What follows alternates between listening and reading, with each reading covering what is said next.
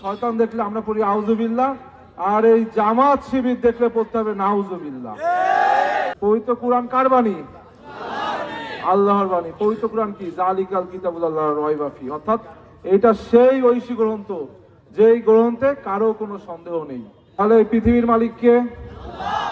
আমরা যে এখানে বসে আছি রহমত দিচ্ছে কে? তাহলে আজকে যারা জান্নাত জাহান্নাম বিক্রি করে তারা কারা?